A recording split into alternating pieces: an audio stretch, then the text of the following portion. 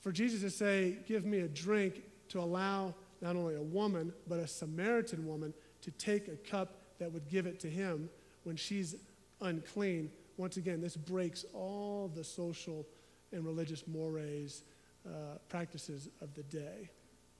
He goes beyond that. How many Americans do we have here today?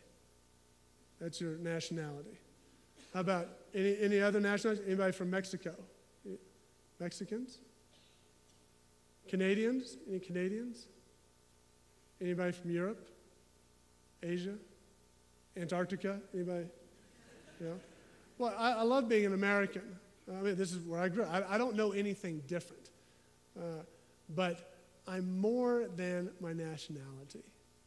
You are more than your nationality. We are part of a much larger brotherhood and sisterhood in the world in which we live.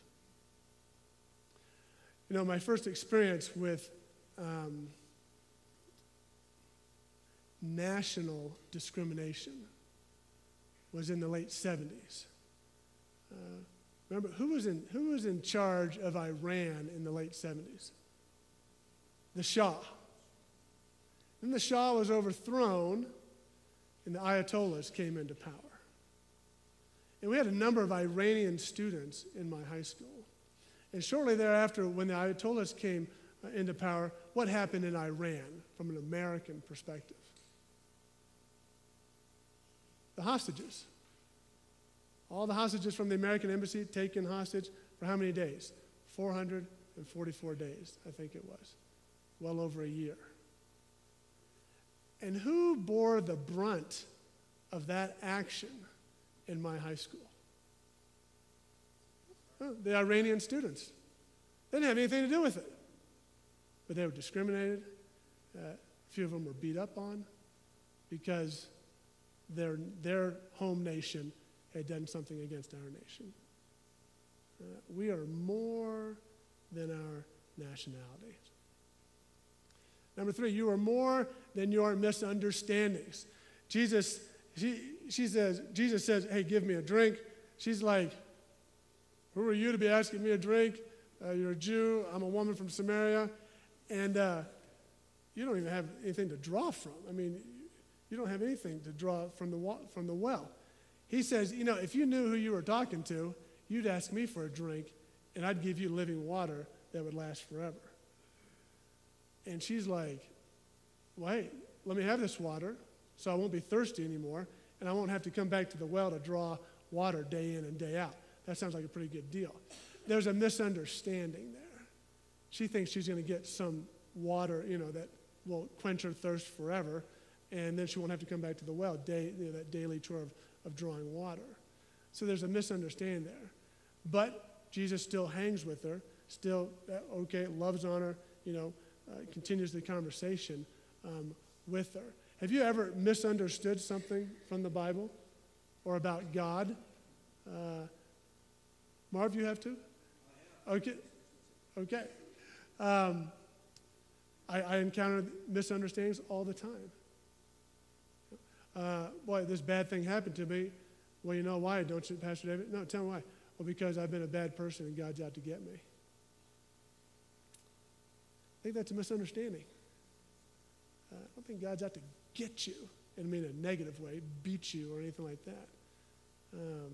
We have lots of misunderstandings, but it doesn't derail God from wanting to be in relationship with us.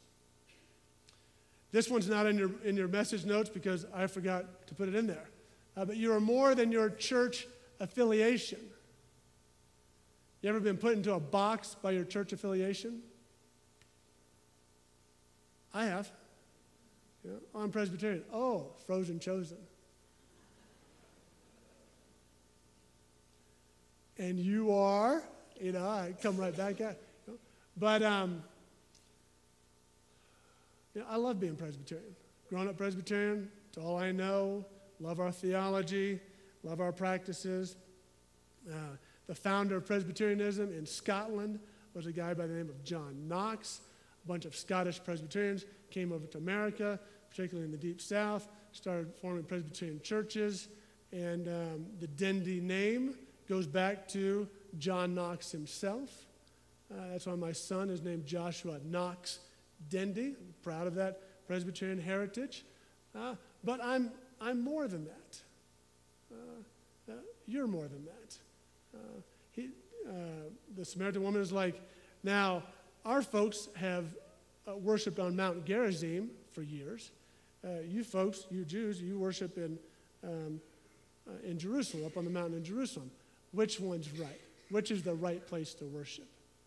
And Jesus says, well, the hour is coming and is now here when the true worshipers will worship the Father in spirit and truth.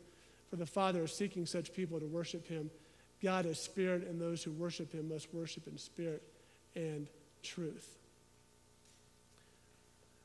When I first got here 6 years ago, someone posed the question, which church do you think will give you the greatest competition?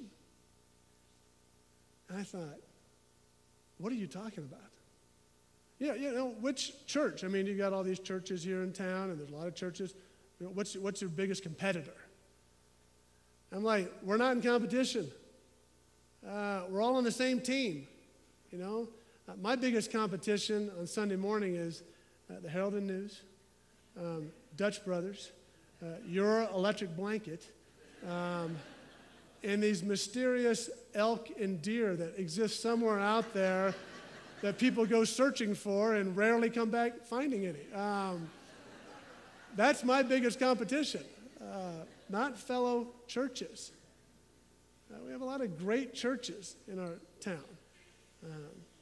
So it doesn't matter if you go to the Presbyterian church, the Lutheran church, the Methodist church, the Baptist church, the Lutheran church, Faith Tabernacle, Living Faith, Living Water. It just doesn't matter. We're all worshiping the same God. Sure, we have all sorts of little nuances. I think that's great. I think the nuances, the denominations, I think it's a great thing. I love it. What I don't like is when one church or one denomination says, we know we're the only one. Oh, really? Wow. That just gets under my skin. Oh, we're better than you. Really, we're on the same, we're playing the same game here. I find this fascinating. It just kind of hit me early, too late for me to really dwell too much on it. But listen, look at this. For the Father is seeking such people to worship him. That has really never caught my eye much. I really don't know much to say about that. But let's just ponder about that just for a second. The Father is seeking for people to worship him.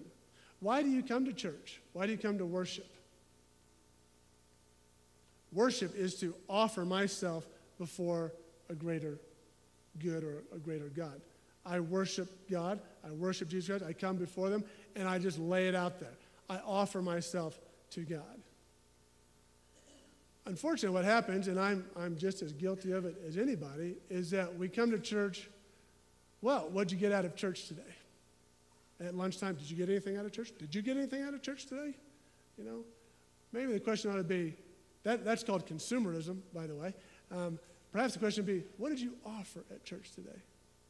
How did you offer yourself up to God today in such a way that you were open to maybe what God was saying to you? Maybe we do receive something when we leave, or maybe we do get something out, but that should not be our primary purpose.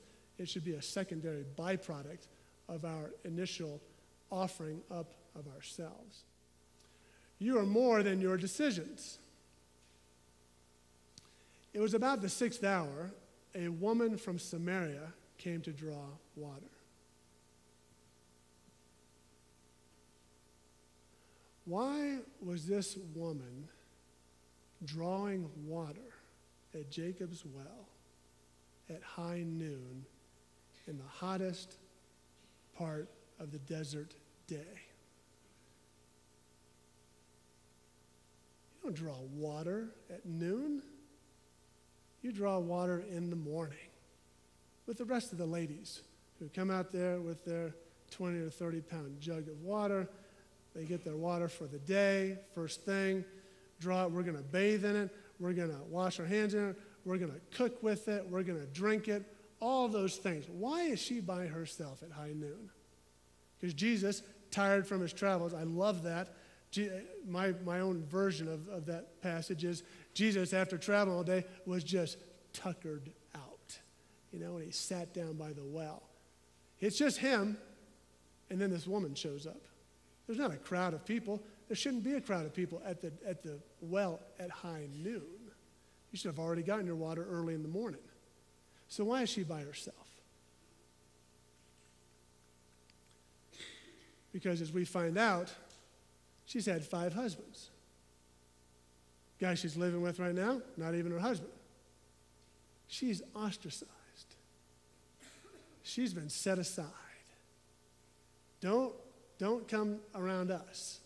Don't hang with us because you're kind of unclean.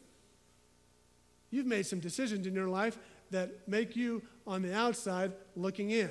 So just stay out there. You ever made any decisions like that?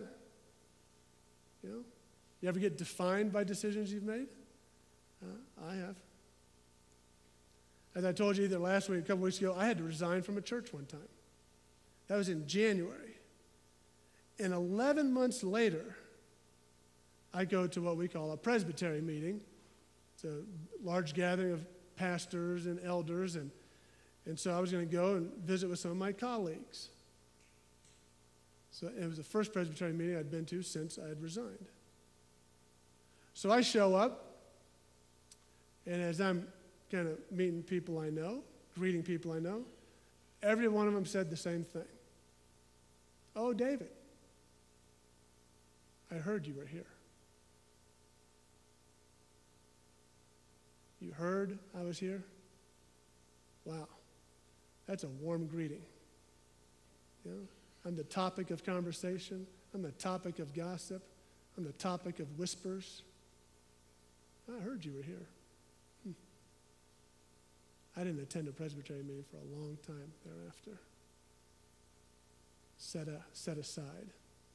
A few weeks ago, Miles Daly, youth pastor, and I went down to San Diego to the National Youth Workers Convention. Fabulous weekend, speakers and music and seminars and whatnot. But on Sunday night, they had an interview with Ted and Gail Haggard. You might remember that name. 4 years ago, Colorado Springs, huge church, 12,000 members. Ted Haggard's the senior pastor. And he's going and blowing, and boy, people are, excited and everything. And then it comes out that he has had some encounter with a male prostitute.